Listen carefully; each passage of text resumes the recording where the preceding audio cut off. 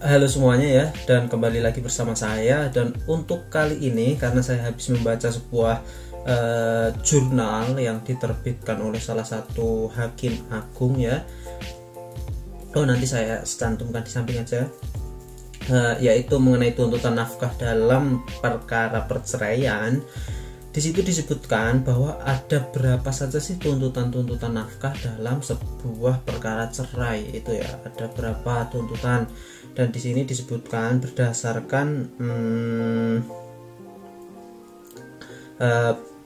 putusan ini ya, putusan surat edaran, bukan putusan, bahwa melalui surat edaran Mahkamah Agung nomor 03 tahun 2018 hasil pleno Kamar Agama poin 2 menyebutkan bahwa ada beberapa nafkah yang diperoleh istri ketika digugat oleh suaminya, yang mengajukan permohonan oleh suaminya. Namun kadang-kadang ketika yang mengajukan gugatan istri itu belum diatur juga ya. Oleh karena itu ini ada saran dari saya, ketika Anda sebagai seorang istri yang digugat oleh suaminya, oke, langsung saya tampilkan untuk jurnalnya.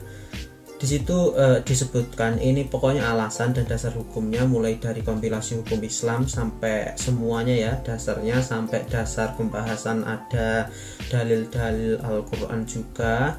Jadi untuk nafkah istri itu ada banyak sekali ketika dituntut diceraikan oleh suaminya. Ada yang pertama, ada nafkah iddah, seperti yang kalian tahu pasti, itu banyak tidak asing lagi ya di telinganya. Kalau nafkah iddah itu pasti. Setelah itu ada nafkah mut'ah ya. Setelah itu ada nafkah maldiyah. Oke, nafkah maldiyah itu adalah nafkah terhutang. Setelah itu ada nafkah maldiyah anak juga bisa.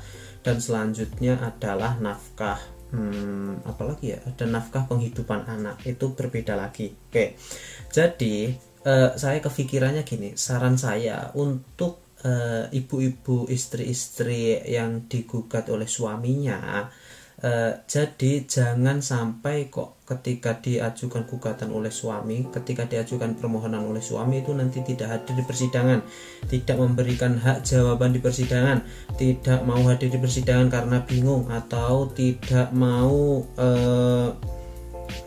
tidak mau melakukan pembelaan di persidangan ya. Itu nanti Anda yang akan rugi ya.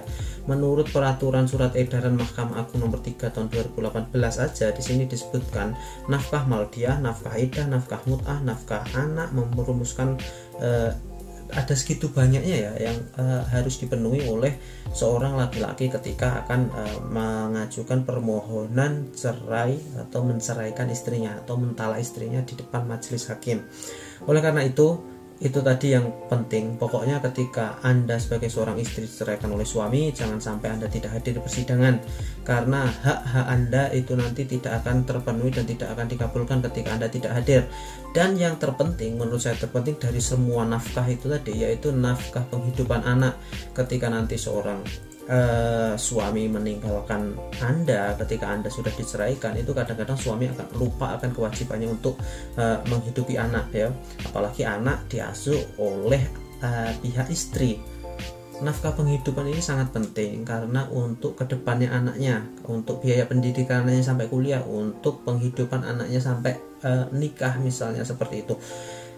Kenapa kok seperti itu? Karena ketika anak nanti misalnya tidak sekolah ya, nanti akhirnya pendidikannya kurang ya, nanti akhirnya keturunan ke bawah juga pendidikannya kurang. Itu seperti efek domino ya, sama aja. Jadi oleh karena itu hak tersebut harus diperjuangkan dan Anda harus hadir di persidangan. Oke, itu saran dari saya, dan cukup dari saya ya. Seperti biasa, semoga bermanfaat, dan belum terima kasih dulu karena kayaknya masih satu lagi yang saya sampaikan, yaitu jangan sampai Anda tidak hadir. Ketika Anda bingung untuk membuat sebuah jawaban atas permohonan dari suami ya, membuat duplik, membuat berkas-berkasnya, ketika Anda bingung silahkan hubungi saya, akan saya bantu untuk pembuatannya. Dan untuk masalah yang lainnya silahkan hubungi saya di depan aja ya. Dan untuk konsultasi juga bisa.